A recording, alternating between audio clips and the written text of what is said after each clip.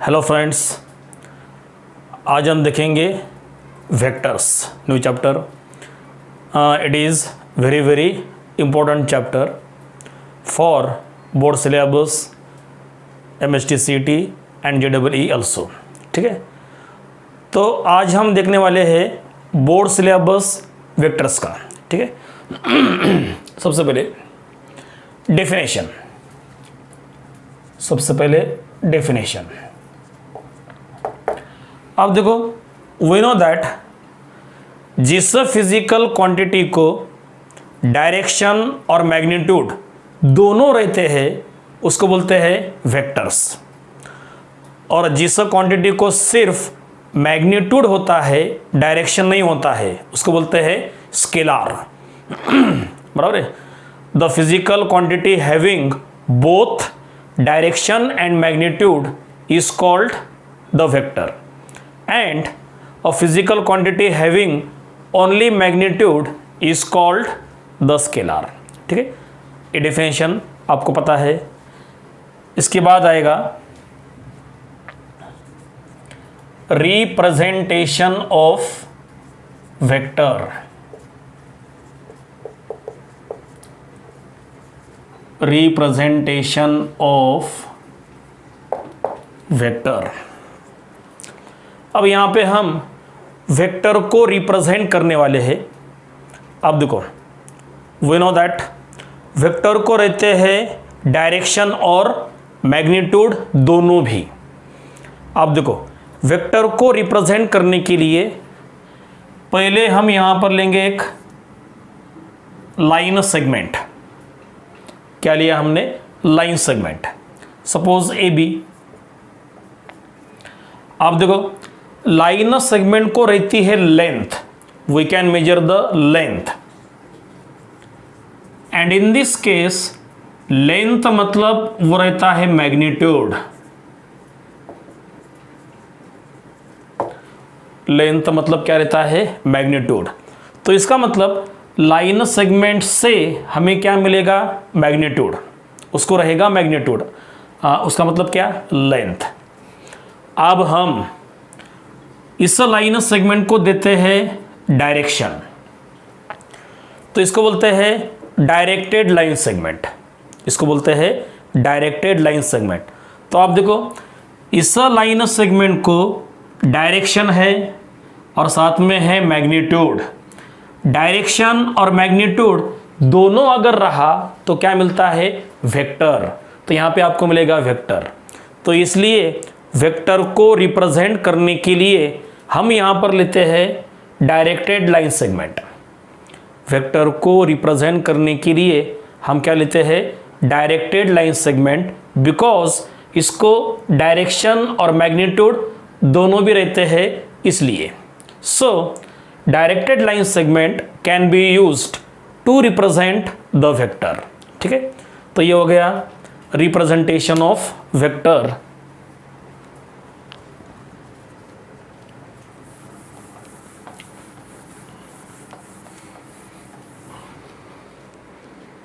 इसके बाद आएगा मैग्नीट्यूड ऑफ वेक्टर।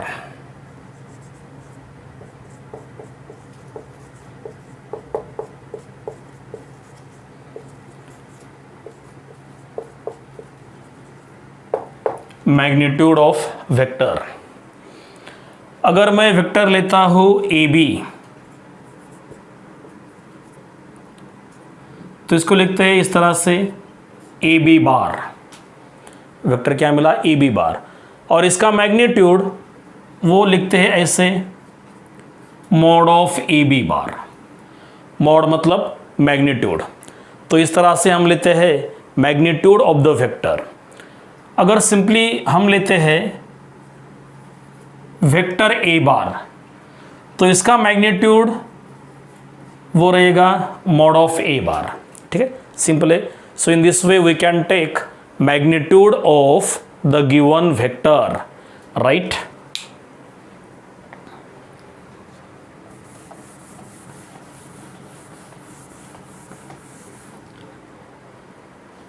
इसके बाद आएगा types of vector.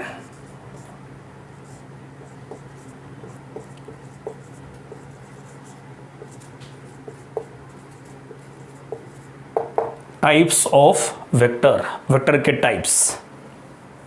First type is zero vector. First type is zero vector. अब जीरो वेक्टर मतलब क्या रहेगा? जिस वेक्टर का मैग्नीट्यूड वो रहेगा जीरो, उसको बोलने का zero vector. A vector having magnitude zero is called zero vector. अब देखो, मैग्नीट्यूड मतलब क्या रहता है? लेंथ। अगर वेक्टर में लेता हूं ए बी बार, तो ए बी की जितनी लेंथ होंगी उतना रहता है magnitude. Length is the magnitude. और यहां पे हमें क्या लेना है? Zero magnitude. क्या लेना है? जीरो मैग्नीट्यूड, मतलब लेंथ बनेगी जीरो। और अगर इसकी लेंथ जीरो बनती है तो हमें मिलेगा एक सिंगल पॉइंट। अगर लेंथ जीरो बनाते हो तो हमें क्या मिलेगा? Single point. तो इसको हम बोलते हैं पॉइंट वेक्टर।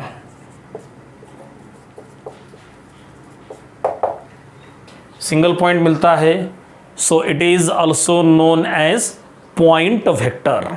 ठीक है, तो ये हो गया जीरो वेक्टर। इसका मैग्नीट्यूड वो रहता है zero. Now second type is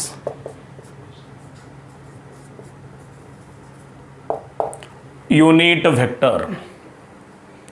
अब इसके नाम में ही इसका मीनिंग है, यूनिट मतलब वन। तो इस वेक्टर का मैग्नीट्यूड वो रहेगा वन यूनिट। तो इसका मतलब a vector having magnitude one unit is known as unit vector. जिस वेक्टर का मैग्नीट्यूड वो रहता है वन यूनिट, उसको बोलते हैं यूनिट वेक्टर। इसका एक पर्टिकुलर सिंबल है। अब देखो, A bar, B bar, C bar, these are the general vectors, these are the general vector। अब यूनिट वेक्टर के लिए हम लेते हैं A cap, B cap, C cap etcetera. तो कैप का मतलब क्या रहेगा? Unit vector. ओके, तो A bar, B bar, C bar, these are the general vectors, और A cap, B cap, C cap, these are the unit vectors. ठीक। अब इसके बारे में एक नोट है, इसके बारे में एक नोट है, एक फॉर्मूला है। यहां पर एक फॉर्मूला है, यूनिट वेक्टर अलोंग ए बार। अलोंग मतलब उसके डायरेक्शन में, अलोंग मतलब उसके डायरेक्शन में, लाइक दिस। अगर ये वेक्टर होगा ए बार, तो उसके डायरेक्शन में यूनिट वेक्टर लेंगे हम, सपोज ए कैप। तो ए बार के डायरेक्शन में यूनिट वेक्टर क्या लिया? A cap. हाँ, तो इस यूनिट वेक्टर का सिंबल क्या रहेगा? A cap. अब ए बार के डायरेक्शन में का यूनिट वेक्टर फाइंड आउट करने का यहां पे एक फॉर्मूला है। फॉर्मूला ऐसा है, ए बार अपॉन उसका ही मैग्नीट्यूड, मतलब मॉड ऑफ ए बार। तो ए बार के डायरेक्शन में का यूनिट वेक्टर वो क्या रहेगा? A bar upon mod of A bar. तो similarly unit vector along B bar, उसका formula B bar upon mod of B bar, और सिंबल रहेगा B cap. Similarly unit vector along C bar equal to रहेगा C bar upon mod of C bar, और symbol क्या दोगे? C cap. So in this way we can find out unit vector along any vector. ठीक है, तो ये हो गया यूनिट वेक्टर। अब इसके बाद नेक्स्ट स्टेप है, पहले इसको अच्छे से कॉपी कर लो।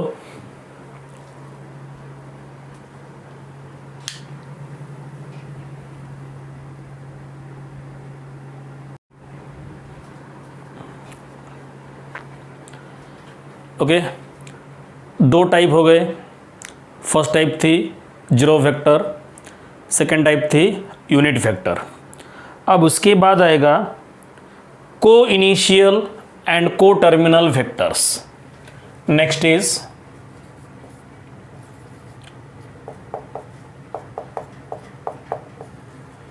को इनिशियल वेक्टर्स। अब देखो, अगर हम वेक्टर लेते हैं ए बी बार,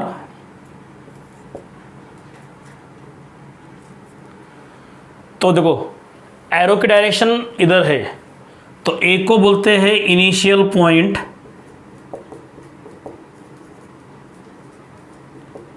एरो के हिसाब से ए को बोलते हैं इनिशियल पॉइंट और बी को बोलते हैं टर्मिनल पॉइंट, डायरेक्शन के हिसाब से। A is the initial point and B is the terminal point.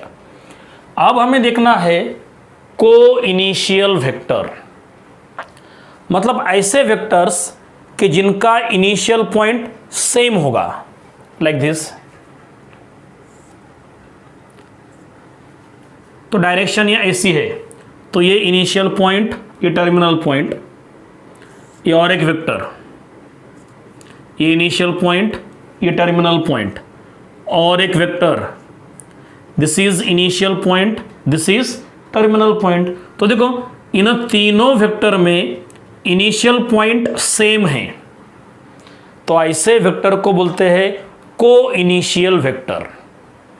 The vectors having same initial point are called coinitial vector. Okay, इसके बाद आएगा को टर्मिनल वेक्टर।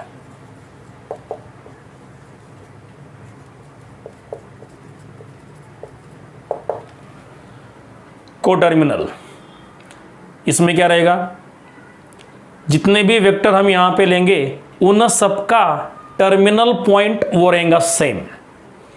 यहां पे इनिशियल पॉइंट सेम था, अब क्या रहेगा, टर्मिनल पॉइंट सेम रहेगा।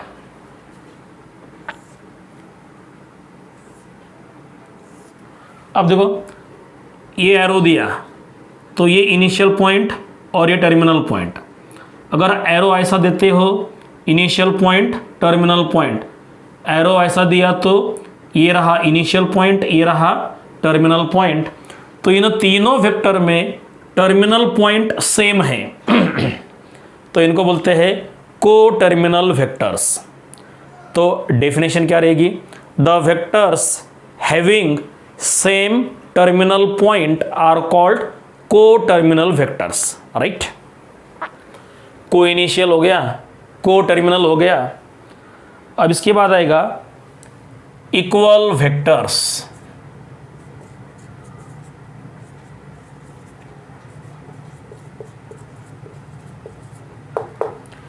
अब आएगा इक्वल वेक्टर्स।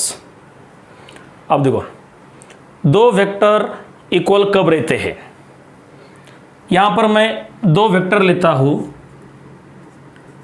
सपोज ए बी बार और सी डी बार।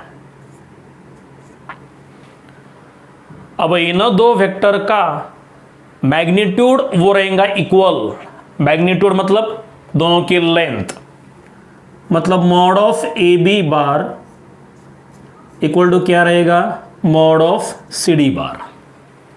तो जो दो वेक्टर हमने यहां पे लिए हैं, दोनों का मैग्नीट्यूड कैसा है, इक्वल।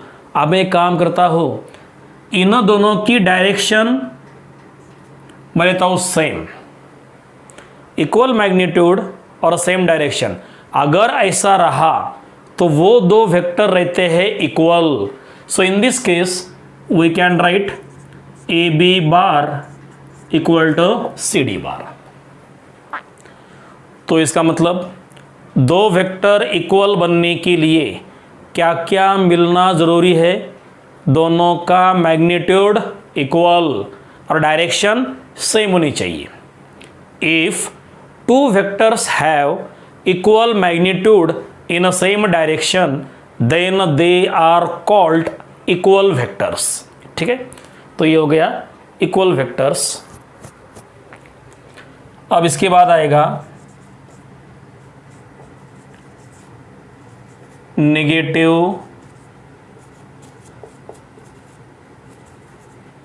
वेक्टर्स। दो वेक्टर एक दूसरे के नेगेटिव वेक्टर कब बनते हैं? उसके लिए again we take two vectors A B bar and C D bar. फिर से दोनों का मैग्नीट्यूड वो रहेगा इक्वल, दोनों की लेंथ वो रहेगी इक्वल। दोनों का मैग्नीट्यूड कैसा लिया? इक्वल, लेकिन डायरेक्शन रहेंगी अपोजिट। डायरेक्शन कैसी है? अपोजिट। ऐसा अगर रहता है तो वो दोनों बनते हैं नेगेटिव वेक्टर्स। ऐसा अगर रहा तो वो दोनों बनते हैं नेगेटिव वेक्टर। तो इसका मतलब दो वेक्टर नेगेटिव कब रहेंगे? अगर दोनों का मैग्नीट्यूड इक्वल होगा लेकिन डायरेक्शन कैसे रहेंगी? अपोजिट। तो वो दोनों बनते हैं नेगेटिव वेक्टर्स। अब देखो यहां पे मैंने लिया ए बी बार, ठीक है, ए बी बार। अब मैं लेता हूं बी ए बार। अब देखो जितनी लेंथ ए बी की रहेगी उतनी ही लेंथ बी ए की रहेगी। मतलब दोनों की लेंथ कैसी है? इक्वल है। लेंथ मतलब मैग्नीट्यूड। तो इन दोनों का मैग्नीट्यूड कैसा है? इक्वल है, लेकिन दोनों की डायरेक्शन रहेंगी अपोजिट। ए बी रहेगा इधर, बी ए रहेगा इधर। तो ए बी और बी ए दोनों की डायरेक्शन अपोजिट और दोनों का मैग्नीट्यूड वो है equal. Equal magnitude, direction opposite, तो वो दोनों बनेंगे नेगेटिव। मतलब A B bar equal to क्या मिलेगा? Minus B A bar. तो इसका मतलब अगर मैं ए बी बार को लिखता हूं बी ए बार तो वहां पर माइनस लिखना पड़ेगा। तो similarly we can write C D bar equal to minus D C bar, P Q bar equal to minus Q P bar, X Y bar equal to आएगा minus Y X bar, etcetera. ठीक है, तो ये बात ध्यान में रखो। अगर ए बी बार को हम बी ए बार लिखते हैं तो वो बन जाता है नेगेटिव। पी क्यू बार को अगर हम क्यू पी बार लिखते हैं तो वो बन जाता है नेगेटिव। तो इस तरह से हमें मिलते हैं नेगेटिव वेक्टर्स। ओके, अब इसके बाद नेक्स्ट टाइप है, लेकिन पहले ये अच्छे से कॉपी कर लो।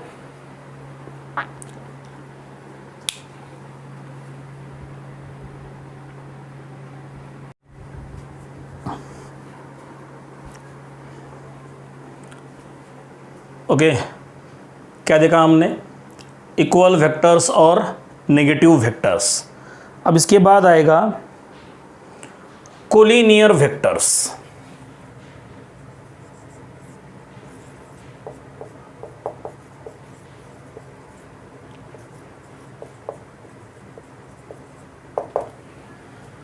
कोलिनियर वेक्टर मतलब ऐसे वेक्टर कि वो वेक्टर सेम लाइन के ऊपर होंगे, they are along same line, या फिर वो रहेंगे सेम लाइन को पैरेलल। मतलब they are along same line या फिर they are parallel to same line, या ऐसे यहां पे होगा ए बार, यहां पर होगा बी बार। डायरेक्शन सेम रहेगी या फिर अपोजिट, नो प्रॉब्लम है। तो आप देखो ये दो वेक्टर सेम लाइन के अलोंग है तो ये बनेगी कोलिनियर वेक्टर्स। या फिर ऐसा रहेगा, एक लाइन हमने यहाँ पे ली, अब इस लाइन को पैरेलल ए बार और उसी लाइन को parallel B bar, direction same होंगी या फिर अपोजिट, नो प्रॉब्लम। तो आप देखो ये दोनों वेक्टर सेम लाइन को पैरेलल है तो ये दोनों बनेंगे कोलिनियर। या फिर अगर वो दो वेक्टर सेम लाइन के अलोंग होंगे तो भी वो क्या बनते हैं, कोलिनियर। ठीक है। इफ टू वेक्टर्स, टू या फिर दो से ज़्यादा भी आ सकते हैं, if two vectors are along same line और parallel to same line then they are known as collinear vectors. ठीक है। अब इनके बारे में एक नोट, इनके बारे में एक नोट।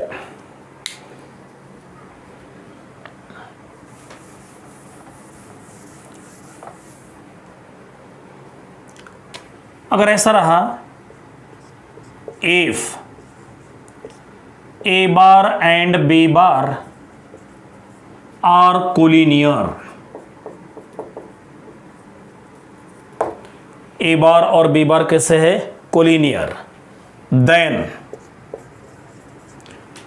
वो दोनों रहते हैं scalar multiple of each other.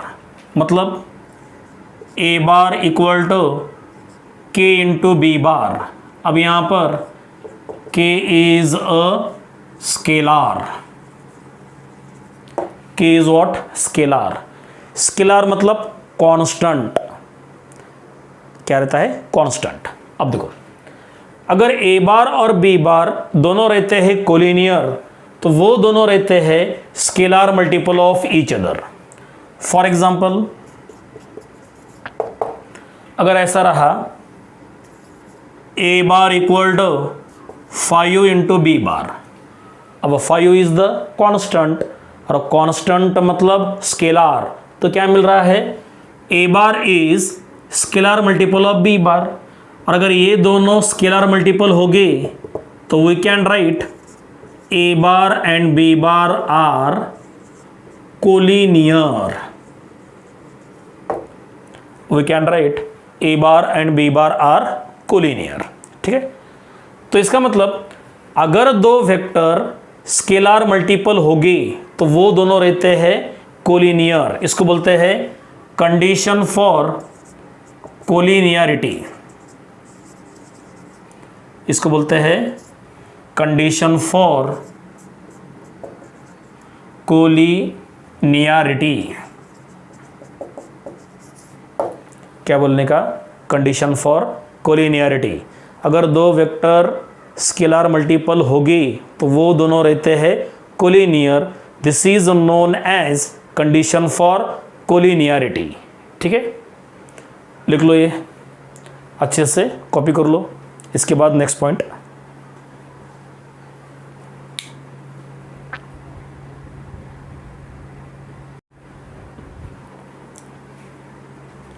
Okay.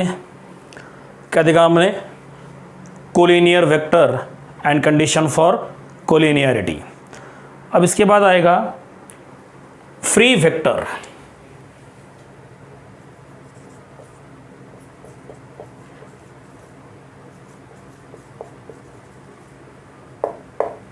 Free vector, अब इसके नाम में ही इसका मतलब है फ्री वेक्टर, जिसको हम कहीं पर भी ट्रांसलेट कर सकते हैं, उसको हम कहीं पर भी उठाकर रख सकते हैं। मतलब उसका इनिशियल पॉइंट सेम नहीं होगा, मतलब फिक्स नहीं होगा।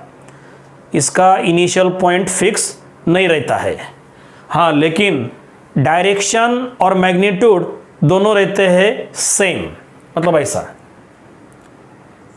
अब इस लाइन के ऊपर एक वेक्टर लेता हूं मैं, सपोज ए बार। तो देखो डायरेक्शन ऐसी है तो ये बनेगा इनिशियल पॉइंट और ये रहेगा टर्मिनल पॉइंट। तो इसको हम उसके ही डायरेक्शन में कहीं पर भी ट्रांसलेट कर सकते हैं, मतलब यहां से उठा लो, यहां पे रख दो, ठीक है। तो इसको बोलते हैं, क्या बोलते हैं, फ्री वेक्टर, ठीक है। हाँ, डायरेक्शन शुड बी सेम। हाँ, या फिर इसको यहां से उठाकर यहां पे रख दो। हाँ, लेकिन देखो डायरेक्शन सेम है, तो ऐसे वेक्टर को बोलते हैं फ्री वेक्टर। मतलब इसको हम कहीं पर भी ट्रांसलेट कर सकते हैं without changing direction and magnitude, without changing direction and magnitude. मतलब देखो definition, a vector which can be translated anywhere, a vector which can be translated anywhere without changing its direction and magnitude is called the free vector, right? अब इसके बाद आएगा localized vector।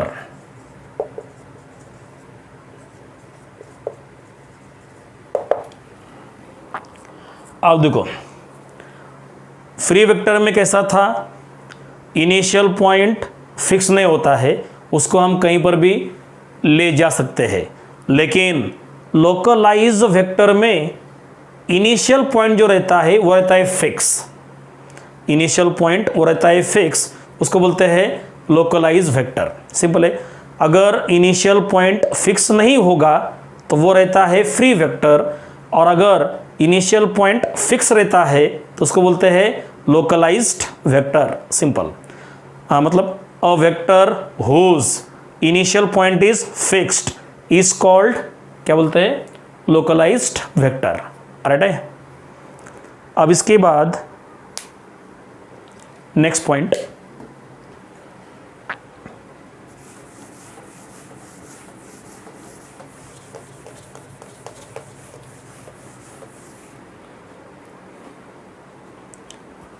हाँ, इसके बाद आएगा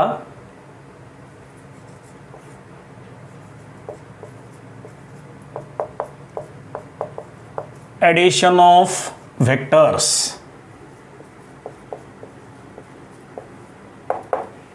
next point is addition of vectors. अब देखो वेक्टर का एडिशन करने के लिए यहां पे दो लॉज है। There are two laws to perform addition of vector.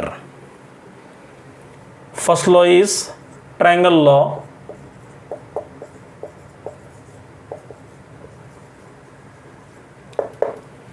First law is triangle law. देखो सिंपल है,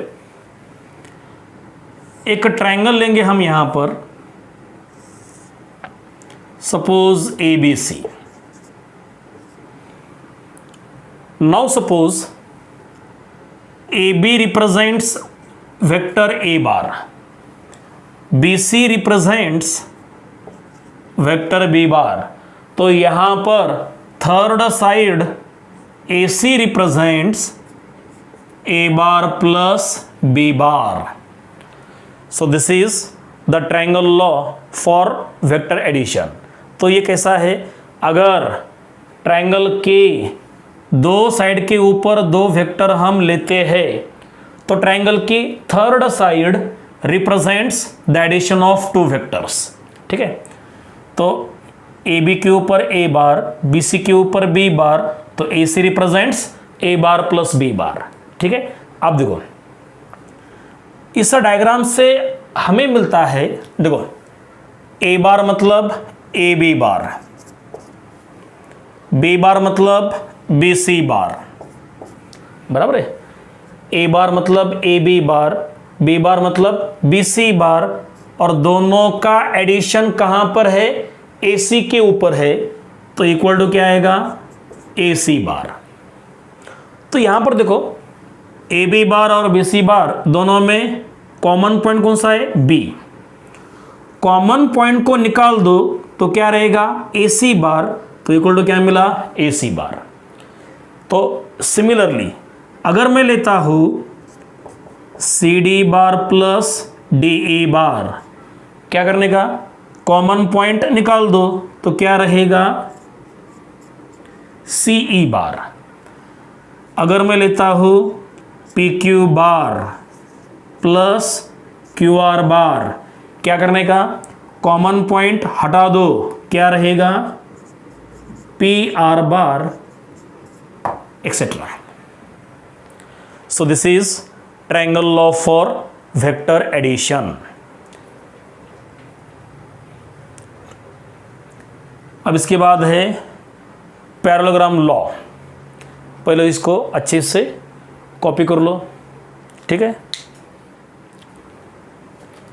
so this is triangle law.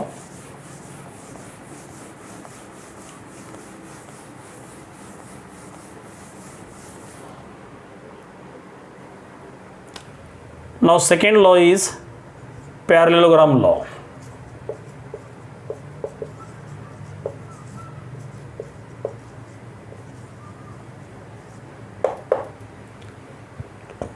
Parallelogram law.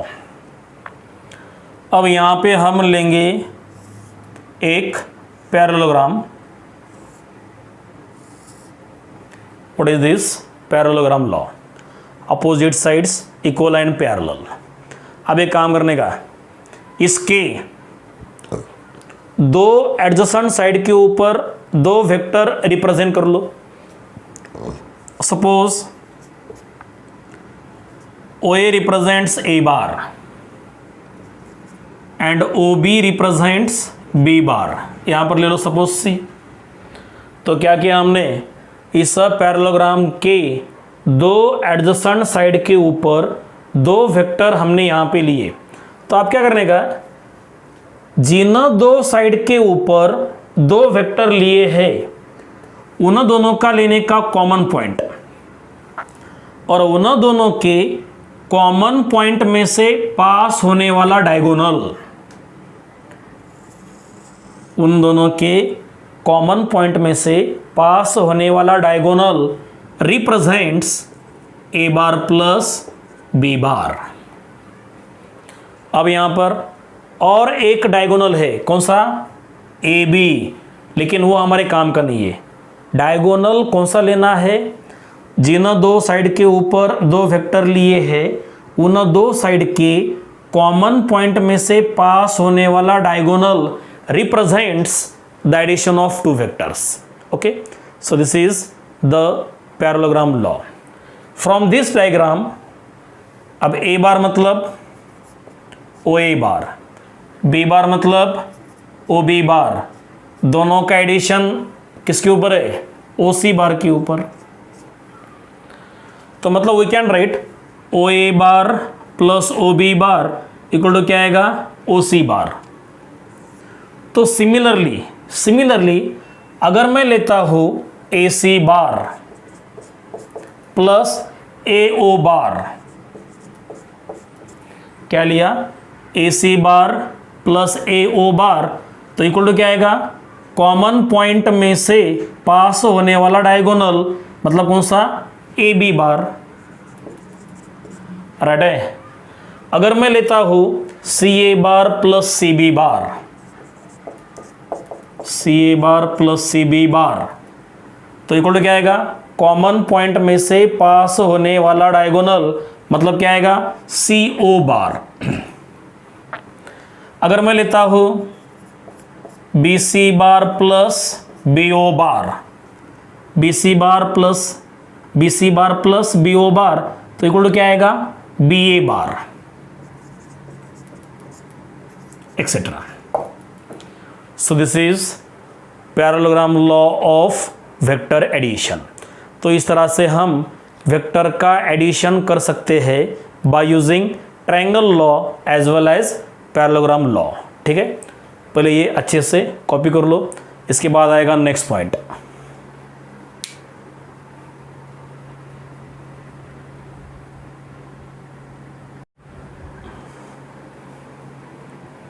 Okay, क्या देखा हमने, addition of to vector.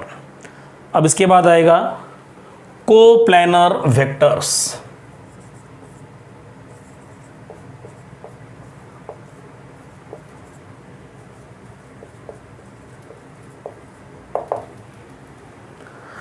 Coplanar vector, मतलब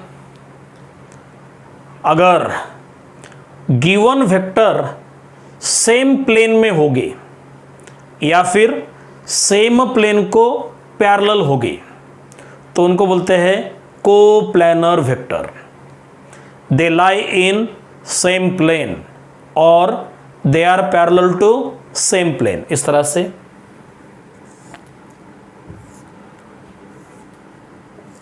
एक प्लेन लिया हमने, सपोज यहां पे होगा vector A bar, B bar, C बार। ये तीनों वेक्टर सेम प्लेन के अंदर है तो ये क्या बनेंगे, कोप्लानर वेक्टर। या फिर अगर ऐसा होगा,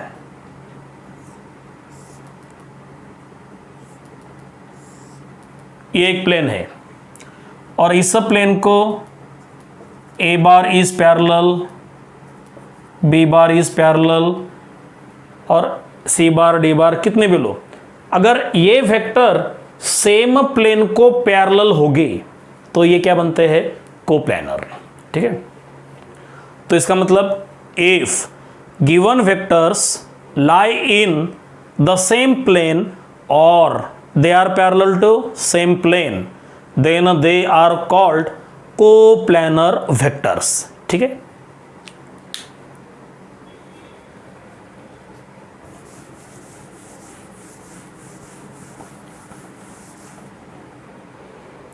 इसके बाद आएगा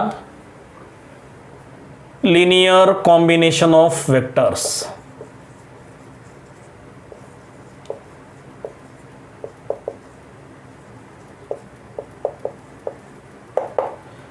लीनियर कॉम्बिनेशन ऑफ वेक्टर,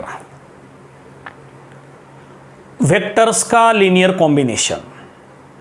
अब देखो यहां पर हम कुछ वेक्टर्स लेंगे, सपोज ए बार, बी बार, सी बार एक्सेट्रा।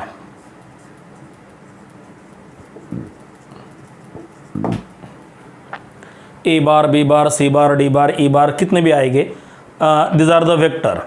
अब लेंगे हम कुछ स्केलार्स,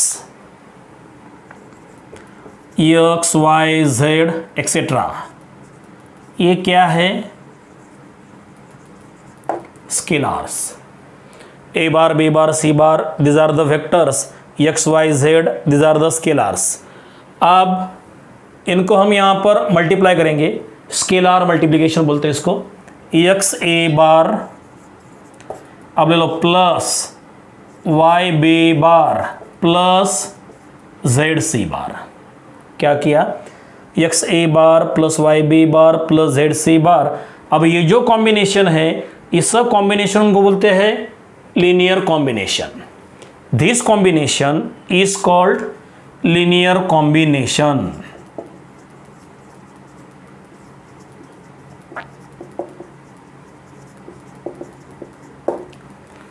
this combination is called linear combination. ठीक है, अब इसके बारे में एक नोट, सपोज ऐसा रहा, C bar is the linear combination of A bar and B bar. C bar is the linear combination of A bar and B bar, मतलब ऐसा X into A bar plus Y into B bar. X और Y ये दोनों क्या है, they are the स्केलार्स। तो क्या लिया हमने, C bar is the linear combination of A bar and B bar. अगर ऐसा रहा तो ये तीनों वेक्टर रहते हैं कोप्लानर। ऐसा if then A bar, B bar, C bar वो रहते हैं कोप्लानर। ठीक है ना, तो इसका मतलब अगर गिवन वेक्टर्स लीनियर कॉम्बिनेशन में रहते हैं तो वो तीनों रहते हैं कोप्लानर। अगर गिवन वेक्टर इस तरह से लीनियर कॉम्बिनेशन में अगर रहते हैं तो वो तीनों रहते हैं कोप्लानर। इसको बोलते हैं कंडीशन फॉर कोप्लानैरिटी। इसको बोलते हैं कंडीशन फॉर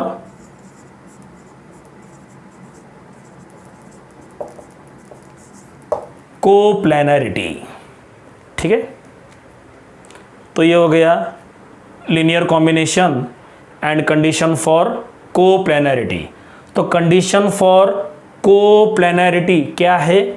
अगर गिवन वेक्टर्स लीनियर कॉम्बिनेशन में होगी तो वो रहते हैं coplanar. This is known as condition for coplanarity. ठीक है, कॉपी कर लो ये। इसके बाद आएगा next point.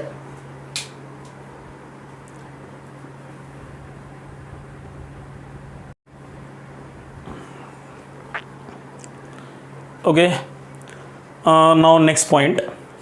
Next point is position vector.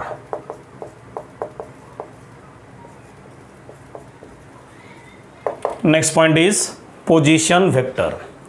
अब देखो, एक पॉइंट लेंगे हम, suppose point A, and suppose O is the origin. A is the given point and O is the origin. तो in this case OA bar ये रहता है position vector of point A। OA बार वो रहता है position vector of point A। तो simple बात, point A का पोजीशन वेक्टर वो क्या रहेगा? OA बार। इसका सिंबल लेते हैं स्मॉल a बार। उसका सिंबल क्या लेते हैं? Small a bar. तो similarly position vector of B वो रहेगा OB बार और सिंबल रहेगा स्मॉल b बार। वैसे ही पोजीशन वेक्टर ऑफ C वो रहेगा OC बार और इसका सिंबल स्मॉल c बार, एक्सेट्रा।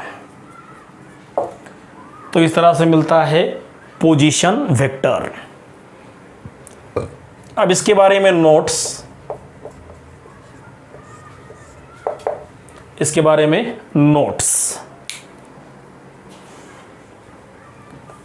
अब देखो, यहां पर हमने लिया था सिंगल पॉइंट, अब लेंगे हम सेगमेंट AB और उससे मिलने वाला वेक्टर।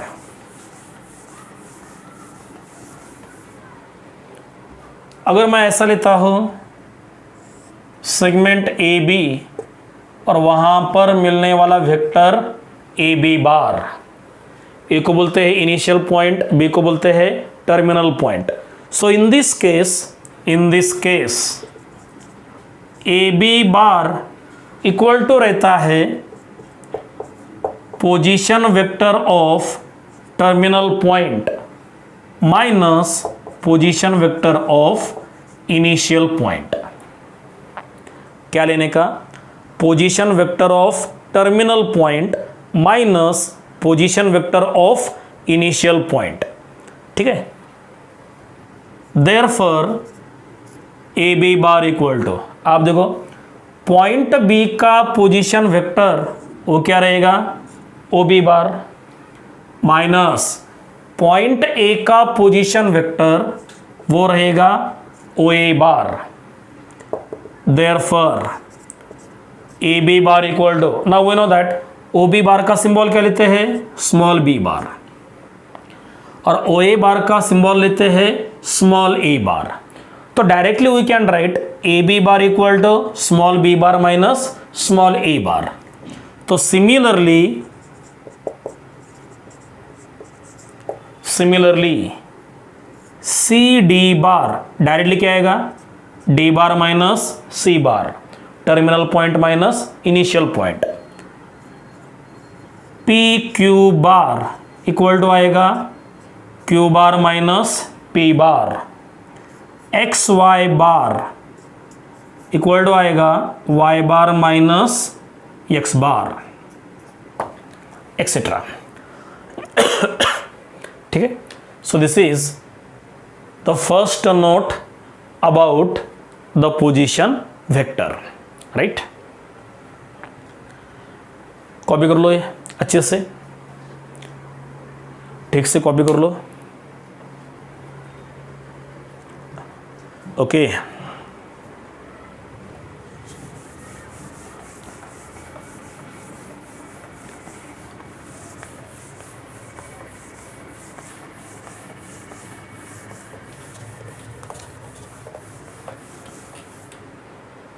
अब इसके बाद आएगा next point,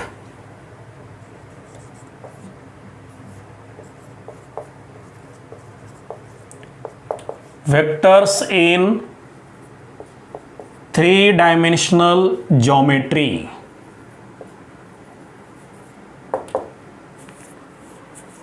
vectors in three dimensional geometry. अब देखो 3-डायमेंशनल ज्योमेट्री मतलब वहां पे रहेंगे 3 axis, X axis, Y axis और जेड एक्सिस। ओके,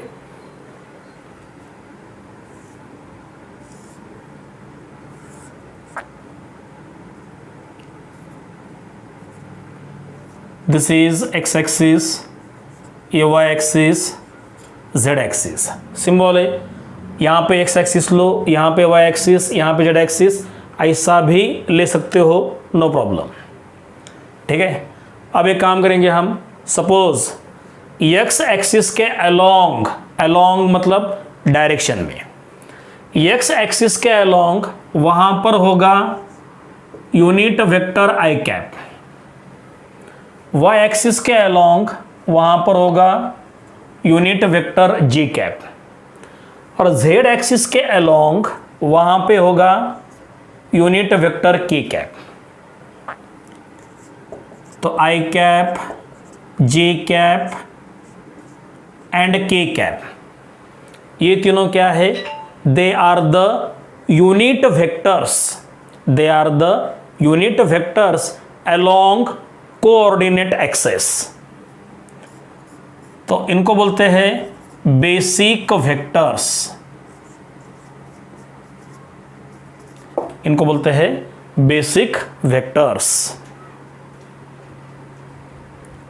ओके,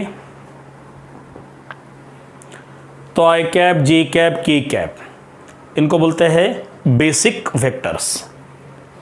अब देखो ये तीनों हैं यूनिट वेक्टर्स, तो इन तीनों का मैग्नीट्यूड, इन तीनों का मैग्नीट्यूड वो रहेगा 1, बराबर ना। यूनिट वेक्टर है तो तीनों का मैग्नीट्यूड रहेगा 1 एज वेल एज। अब ये तीन वेक्टर कोऑर्डिनेट एक्सिस के अलोंग है, एंड वी नो दैट ये तीनों एक्सिस रहते हैं mutually perpendicular to each other. ये तीनों एक्सिस कैसे रहते हैं, mutually perpendicular to each other, और उनके डायरेक्शन में ये तीनों है, तो इसका मतलब ये तीनों भी बनेंगे mutually perpendicular to each other. मतलब we can write I cap perpendicular to J cap perpendicular to K cap. तो फिर I cap, J cap, K cap, इनको बोलते हैं basic vectors, they are the unit vector, so उनका magnitude वो रहेगा 1 unit, as well as they are along coordinate axes, therefore वो तीनों रहेंगे mutually perpendicular to each other. Okay, लिख लो, ये पहले ये कॉपी कर लो।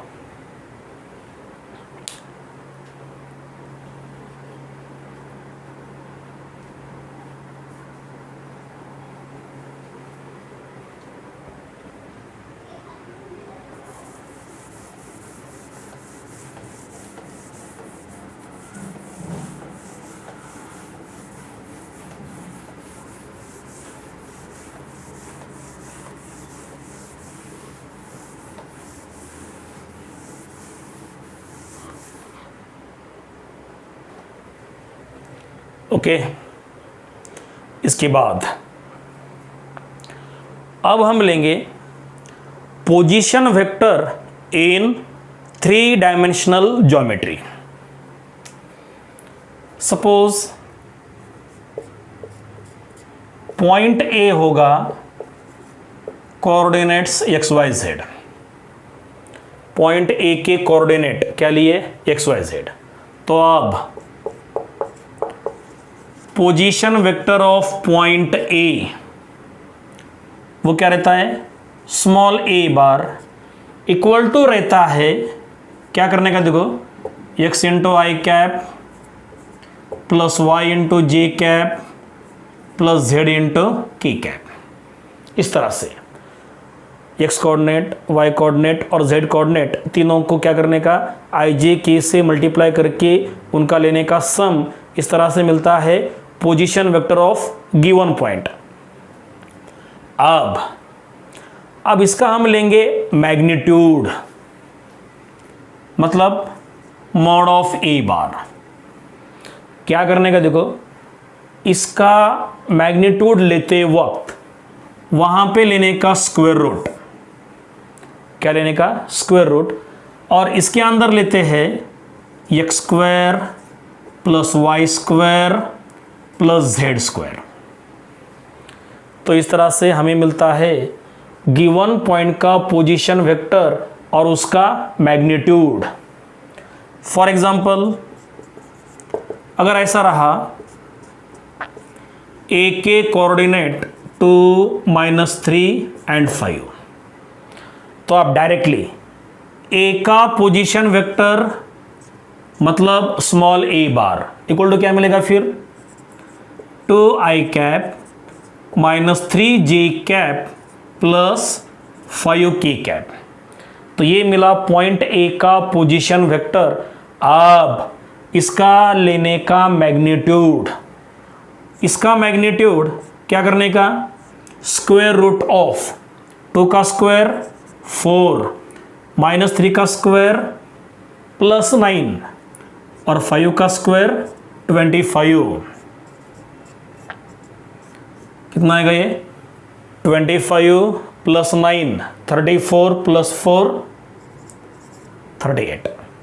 तो इस तरह से हम किसी भी पॉइंट का ले सकते हैं पोजीशन वेक्टर और उसका मैग्नीट्यूड, राइट। लिख लो, ये कॉपी कर लो। अब यहां पर हमने लिया था सिंगल पॉइंट, अब लेंगे हम सेगमेंट। वहां से मिलेंगे 2 point, initial point as well as terminal point. वहां पे क्या करने का देखो,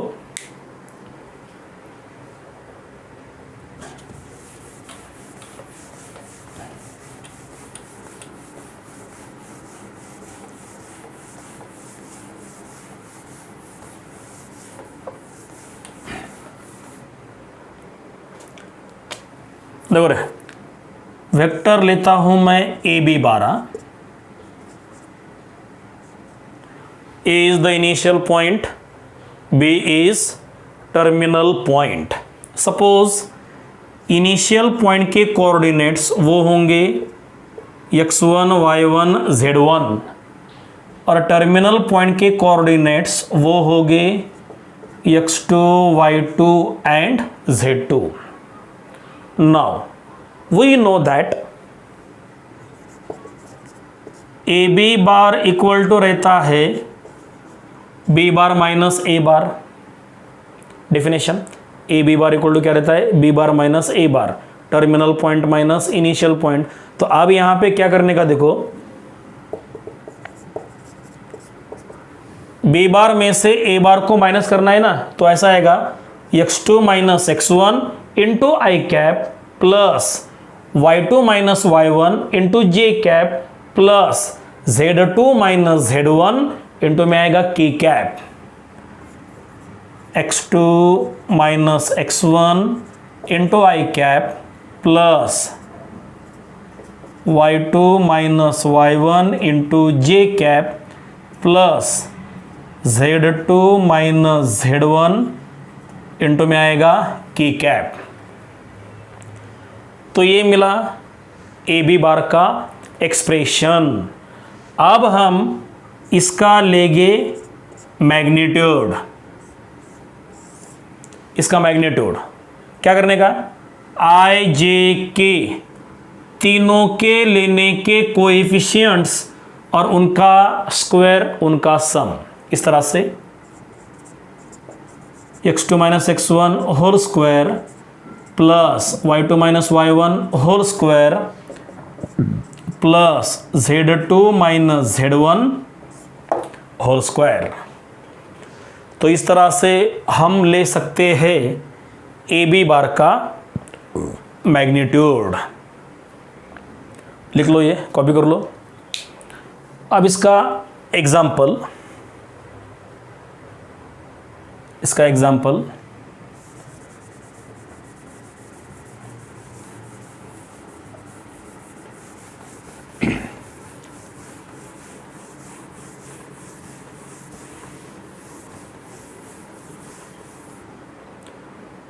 सपोज ए होगा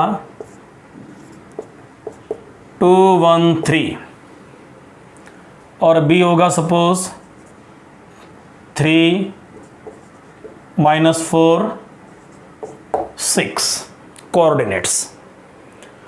पहले आएगा A B bar. A B bar equal to क्या रहता है? Terminal point minus initial point का पोजीशन वेक्टर, मतलब B bar minus A bar. अब क्या करने का, देखो डायरेक्ट बी में से ए को माइनस कर लो, ऐसे 3 - 2 1 1 इंटू आई कैप। अब -4 - 1 -4 -1 -5 इंटू में आएगा जे कैप, और आखिरी में 6 - 3 ओनली 3 इंटू में आएगा के कैप। तो ये मिला ए बी बार का एक्सप्रेशन। अब लेंगे हम ए बी बार का magnitude. Mod of A B bar equal to square root of, अब देखो आई कैप का कोएफिशिएंट 1 का स्क्वायर 1, जे कैप का कोएफिशिएंट -5 का स्क्वायर प्लस 25, और यहाँ पर है 3 का स्क्वायर 9। कितना आएगा ये? 25 34 35। तो इस तरह से हम ए बी बार का ले सकते हैं एक्सप्रेशन और उसका मैग्नीट्यूड। ठीक है, कॉपी कर लो ये। अब इसके बाद आएगा आपका जो बोर्ड सिलेबस का जो टेक्स्ट बुक है, उसकी फर्स्ट एक्सरसाइज, वो हम लेंगे नेक्स्ट वीडियो में। और इस वीडियो में जो पॉइंट्स, जो कॉन्सेप्ट मैंने लिख कर दिए हैं, वो अच्छे से प्रिपेयर कर लो। In next video we will take first exercise of our text book.